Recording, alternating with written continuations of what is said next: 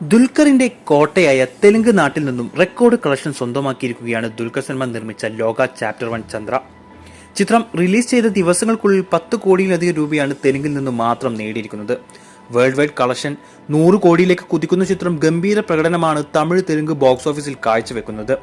കല്യാണിയും നെസ്ലിനും കേന്ദ്ര കഥാപാത്രങ്ങളായി എത്തിയ ചിത്രം അന്യഭാഷയിൽ ഇത്രയും ഓളം ഉണ്ടാക്കുമെന്ന് ആരും കരുതിയിരുന്നില്ല. അതിന് പ്രധാന കാരണങ്ങളിൽ ഒന്ന് ദുൽഖർ തന്നെയാണ്. വളരെ ചുരുങ്ങിയ സിനിമകൾ കൊണ്ട് DQ തെലുങ്കിൽ ഉണ്ടാക്കിയ പ്രേക്ഷക സ്വീകാര്യത ചെറുതൊന്നുമല്ല. വേഫാറ ഫിലിംസ് നിർമ്മിച്ച ലോകയും തെലുങ്കിൽ മാർക്കറ്റ് ചെയ്ത് ദുൽഖറിന്റെ പേരിൽ തന്നെയായിരുന്നു. അതുകൊണ്ടാണ് വമ്പൻ തുകയ്ക്ക് ചിത്രത്തിന്റെ ഡിസ്ട്രിബ്യൂഷൻ റൈറ്റ്സ് തെലുങ്കിലെ മുൻനിര നിർമ്മാണ കമ്പനിയായ സിത്താര എന്റർടൈൻമെന്റ്സ് സ്വന്തമാക്കിയതും. നേരത്തെ ലക്കി ഭാസ്കറിലൂടെ കോടിക്കണക്കിന് രൂപയുടെ ലാഭമുണ്ടാക്കിയ സിത്താര എന്റർടൈൻമെന്റ്സിന് ദുൽഖർ നിർമ്മിച്ച ചിത്രം എന്നൊരു ലേബൽ മാത്രം മതിയായിരുന്നു ലോക ഏറ്റെടുക്കാൻ. മാത്രമല്ല, ദുൽഖർ ചിത്രത്തിൽ ഗസ്റ്റ് റോളിൽ എത്തിയതും തെലുങ്കിൽ ലോകയുടെ മൈലേജ് കൂട്ടിയിട്ടുണ്ട്. അത് തെലുങ്ക് പ്രേക്ഷകരുടെ റിവ്യൂകളിൽ നിന്നും വ്യക്തമാണ്. ദുൽഖർ ഗസ്റ്റ് റോളിൽ എത്തിയ ചിത്രത്തിന് ബോക്സ് ഓഫീസിൽ ഇത്രയും ഓളമുണ്ടാക്കാൻ സാധിച്ചെങ്കിൽ ദുൽഖർ നായകനായി എത്തിയ അയാം ഗെയിമും ഉണ്ടാക്കാൻ പോകുന്ന ഓളം സങ്കല്പിക്കാൻ പോലും പറ്റാത്ത രീതിയിലുള്ളതാവും.